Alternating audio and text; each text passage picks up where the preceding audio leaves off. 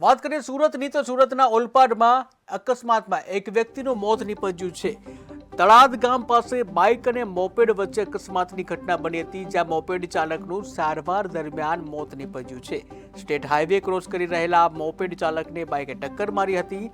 સમગ્ર ઘટના અંગેના સીસીટીવી પણ સામે આવ્યા, ત્યારે ઓલપાડ પોલીસે બાઇક ચાલક વિરુદ્ધ ફરિયાદ નોંધી છે। ટીવી સ્ક્રીનના દ્રશ્યો તમે જોઈ રહ્યા છો કે જ્યાં અકસ્માતની ઘટના જોવા મળી રહી છે, ત્યારે અકસ્માતની ઘટનાના સીસીટીવી સામે આવ્યા છે।